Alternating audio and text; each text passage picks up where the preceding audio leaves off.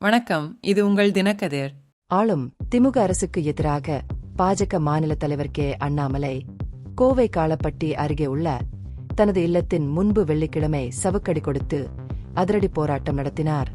அவரது முன்னோர்களின் மரபுகளில் வேரூன்றிய இந்த அடையாளச் செயல் உயர்ந்த சக்திக்கு சரணடைவதை குறிக்கிறது என்று அவர் விளக்கினார்.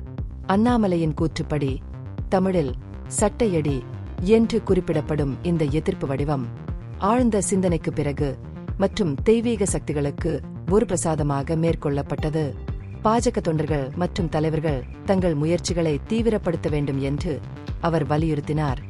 திமுகவை ஆட்சியில் இருந்து அகற்றி 2026ஆம் ஆண்டுக்குள் தமிழகத்தின் இழந்த பெருமையை மீட்டெடுப்பதே கட்சியின் இறுதி இலக்கு என்பதை வலியுறுத்தினார்.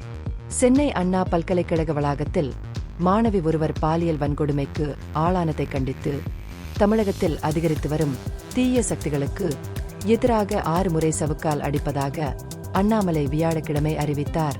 மேலும் 48 நாட்கள் உண்ணாவிரதம் இருக்கப் போவதாகவும் திமுக ஆட்சியை அகற்றும் வரை காலணி அணிவதை தவிர்க்கப் போவதாகவும் அவர் அறிவித்தார். கோயம்புத்தூரில் செய்தியாளர் சந்திப்பின் போது தனது காலணிகளை கழற்றிய அவர் தமிழ்நாட்டு பெண்களின் அவலத்தையும் சமூகத்தின் தார்மீக வீழ்ச்சியையும் எடுத்துரைக்கும் நோக்கத்தில் தனிப்பட்ட கோபத்தை காட்டாமல் ஆன்மீக வேண்டுகோள் என்று அவர் விவரித்தார். போராட்டத்தின் போது அண்ணாமலை தன்னை 8 முறை வசைபாடினார். ஆனால் 2 முயற்சிகள் பலனளிக்கவில்லை. பல கட்சி நிர்வாகிகள் தலையிட்டு சுயகொடியை நிறுத்துமாறு அவரிடம் வேண்டுகோள் விடுத்தனர். பெண் ஊழியர்கள் கண்ணீர் மல்க இதுபோன்ற தீவிர எதிர்ப்பு வடிவங்களுக்கு எதிராக அவரை எச்சரித்தனர். அவர் தொடர்ந்தால் அதையே பின்பற்றுவதாக உறுதியளித்தனர். இருப்பினும் அண்ணாமலை உறுதியுடன் இருந்தார். கசையடிகள் முருகப்பெருமானுக்கு காணிக்கை என்றும் சமுதாயத்தில் நடக்கும் கொடுமைகளுக்கு அடையாள பரிகாரம் என்றும் கூறினார்.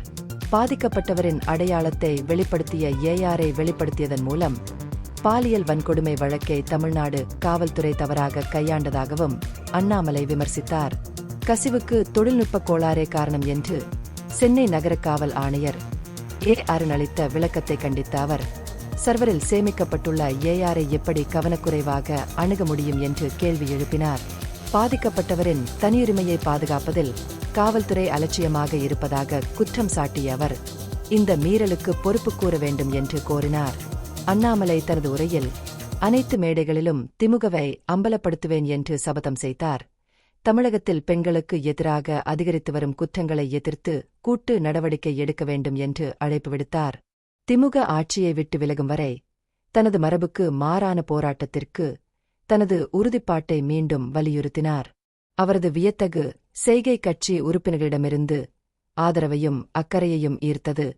பரவலான கவனத்தையும் விவாதத்தையும் தூண்டியது. இது உங்கள் தினக்கதிர். நன்றி.